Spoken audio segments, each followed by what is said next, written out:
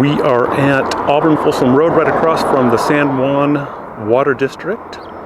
And this is the spot where the North Fork Ditch, built between 1853 and 1856, crossed over this area. And we are on our way to Baldwin Reservoir and to look at some of the kind of gold rush era structures that can still be seen outside of Folsom Lake. Hi, I'm Kevin Canals, Folsom Lake Hikes. You can see the slide gate there from the North Fork Ditch, and the water ran over into what would become Baldwin Dam Reservoir. Now trees, it's kind of a bird sanctuary and a solar panel farm for the San Juan Water District.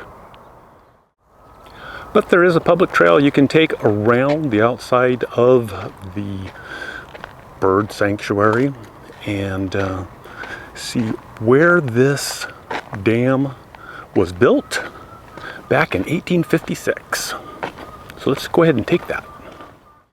And as you take the trail that skirts around the old reservoir, you'll come across a dry moat. This was actually the Rose Springs Ditch, built slightly north of Baldwin Dam Reservoir in the 1950s.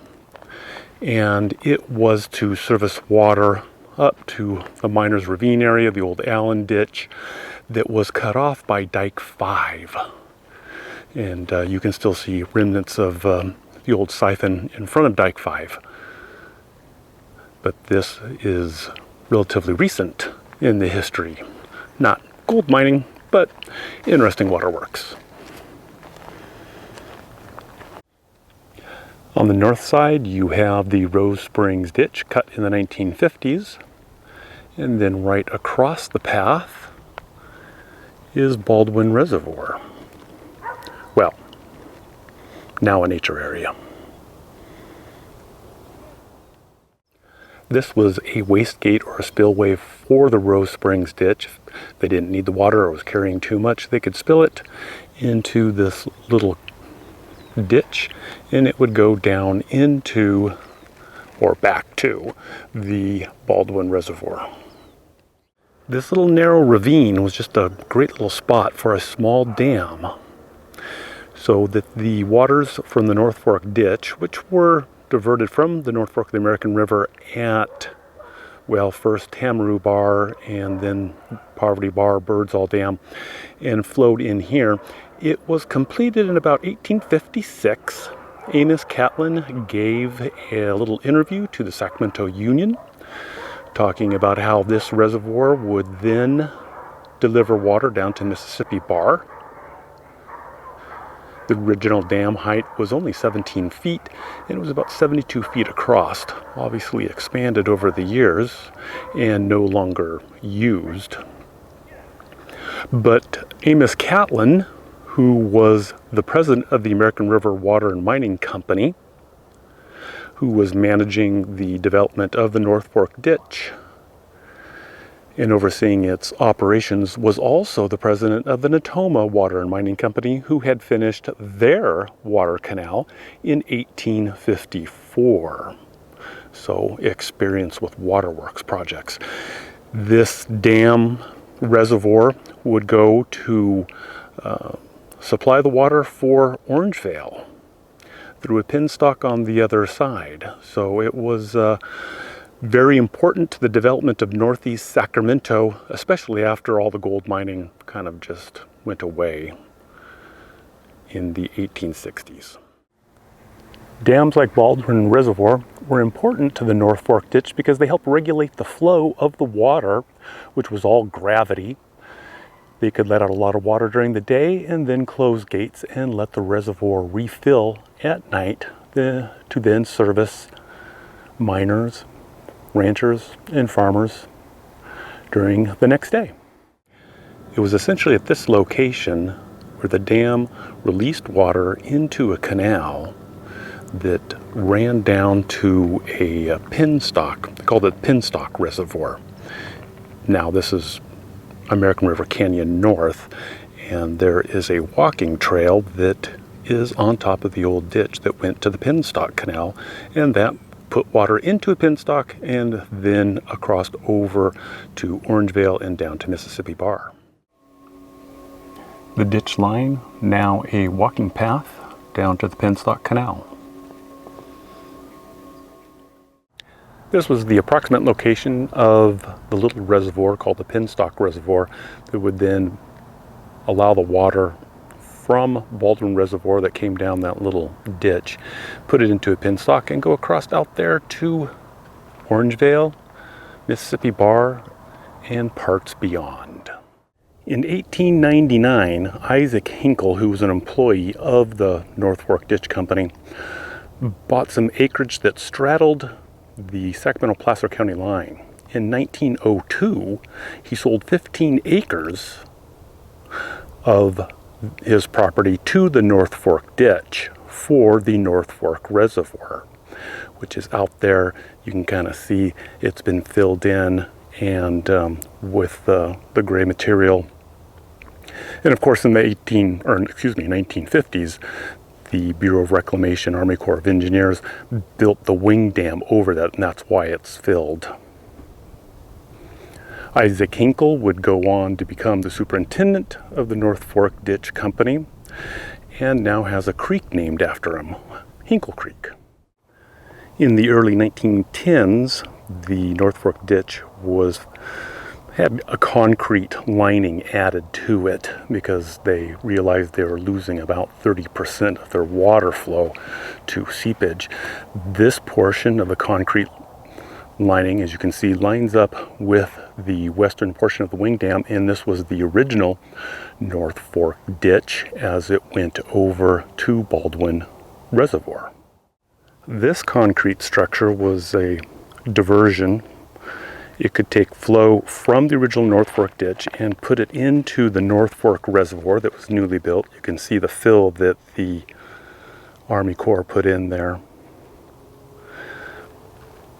Or, of course, the ditch could deliver water over to Baldwin Reservoir. They could also direct the water down to a branch ditch they had called the Beals Bar Branch, which was out there underwater. The North Fork Ditch had an elevation of about 400 foot above sea level, and the Baldwin Reservoir was about 399 feet. Folsom Lake is at about 375 feet of elevation right now. Everything was gravity flow. I believe the Birdsall Dam was at an elevation of about 525 feet, so over 22 miles, a very small slope, but enough gravity to move the water through the canal and to the various distribution points. If you come out to Beals Point State Park and you trek down to the water when the lake is low, at about a little under 400 foot of elevation, you'll see this concrete structure, which was the North Fork Ditch. Fortunately, they put it in concrete so it would last a little bit longer for us to recognize. This is fairly significant. It probably should be on a national register someplace of historical interest, but I don't believe the Bureau of Reclamation wants that to happen. It may impede their operations. But this North Fork Ditch supplied water to Orangevale, Citrus Heights, Fair Oaks. It made the whole northeast area bloom in addition to Placer County. So it is significant, and it lasted for 100 years. And those water rights developed by the North Fork Ditch Company and the American River Water and Mining Company are now vested with San Juan Water District. Occasionally you come across these odd-looking structures that look like a half pipe, and it was a half pipe, but not for skateboarding or slalom skiing. This was to support a flume, a metal flume that was in a half pipe situation that went across a little gully to the other side. Originally, these were built out of wood, but as galvanized metal became more available and certainly more resistant to rot and fire and floods, they went with the metal, I think they're called Hess flumes. This area is Rose Springs. There was a little community of homes. This area here may have been, I don't know, maybe someone's backyard or a dump. I've seen various pieces of pottery and glass, farm implements. You leave all this stuff here. Over there is Beals Point. No water coming from Rose Springs, which was marked on maps shortly after the gold rush. Native Americans knew about this location. Choked with weeds this summer, 2021, with no water. Maybe that's just the state of our climate. Okay, I climbed up Dike 5. Pretty warm today. I'm supposed to get to 100. The Allen Ditch, branch of the North Fork Ditch, went across. Well, this is Dike 5. It covered up the Allen Ditch that went north, and also the old road of the Sacramento Placer and Nevada Railroad.